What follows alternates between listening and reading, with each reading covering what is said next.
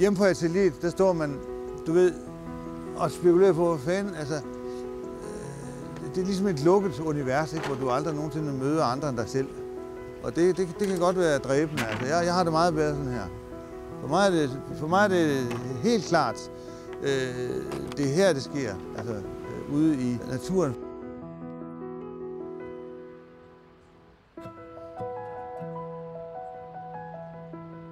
Det er jo sådan en rigtig hobbitmorgen, den her, med togebjergene derude.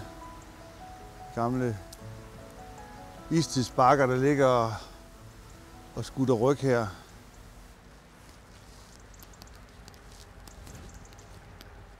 Men det her sidste store kasse her. Sådan der. Altså grundideen med outdoor-malerierne, det er simpelthen kort og godt noget med at lave en revitalisering af landskabsmaleriet. En fornyelse, en anden måde at se landskabet på. Hvis man kigger på egetræet der, så starter det nærmest ved at være grågrønt, og så går det ud og bliver violet, fuldstændig fantastisk flot violet ude i spidserne. Magien i det opstod simpelthen ved 9-tallet, og at det var ligesom på mig helt grundlæggende, at malerierne skulle være 3x3 meter. De skulle stå ude i naturen fast i 3 år, og så skulle jeg komme 3 gange om året i 3 år og male på den. Og det vil så sige 27 dage i alt.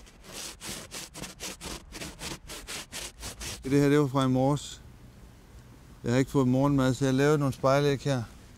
Det handler også meget om at bringe kunstværket ud af institutionen, ud og konfrontere folk med det i deres dagligdag. Hej. Jeg smitter af. Der er gang i dig i dag. Ja, det er så. Altså, mine malerier, de afspejler jo, naturens gang, ikke? Altså livets gang for den sags skyld. Så det vil blive en uendelig overmaling.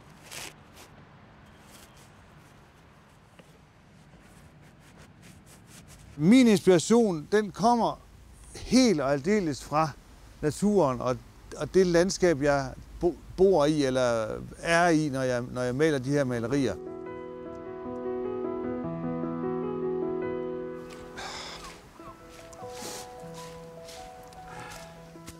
Ja, det er jo fantastisk. Her er jo bare simpelthen de fantastiske træstykker her. Jeg vil se, hvordan de simpelthen er formet af det liv, de har haft her på den her skrænt her. Fuldstændig forkrøblet og vandsider, men alligevel sindssygt flot og fyldt med karakter. Helt utroligt. Helt utroligt.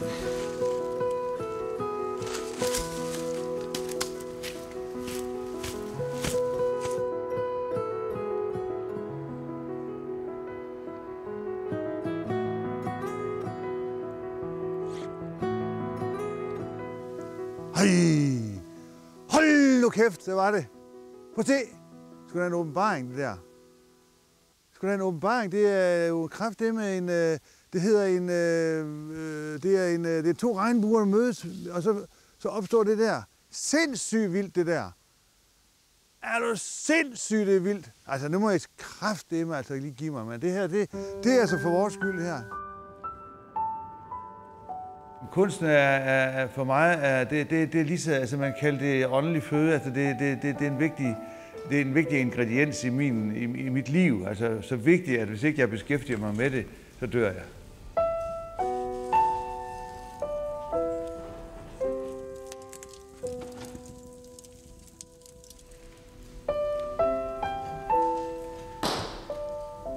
Jeg kan huske, at jeg som barn læste nogle ord, som Asger Jorn havde skrevet, at hvis man først er blevet bidt i røven af kunsten, så slipper den ikke sit greb igen. Og sådan har jeg faktisk oplevet det.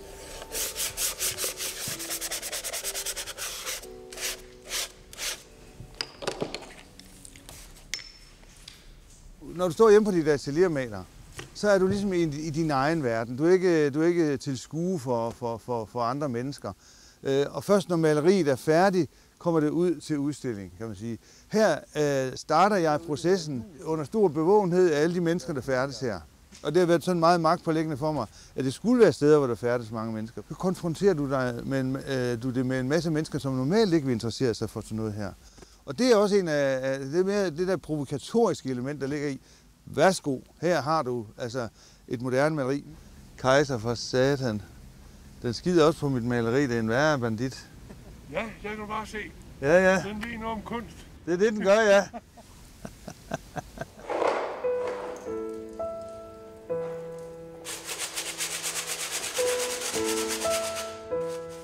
Det er sådan med kunst, at det er svært at definere, hvad målet er i princippet. Altså målet er at skulle lave nogle gode malerier, og også, jeg går ikke efter nogen sådan decideret berømmelse, det siger mig ikke så meget. Jeg har ligesom prøvet at være inde i rampelyset på et andet plan, og det er sgu ikke der, livet det ligesom bliver lykkeligt. Altså det vigtige er, at jeg sådan helt personligt er glad og tilfreds med det, jeg foretager mig. Og jeg tror mere, det er det, der er målet, og så ligesom være tro over for sig selv.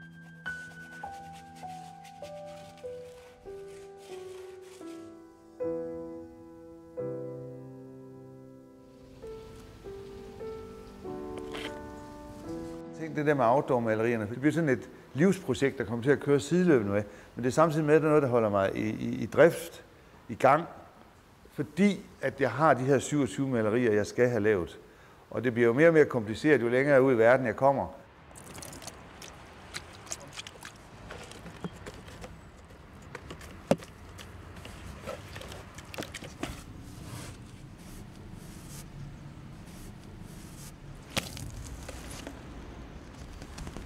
Der er ild.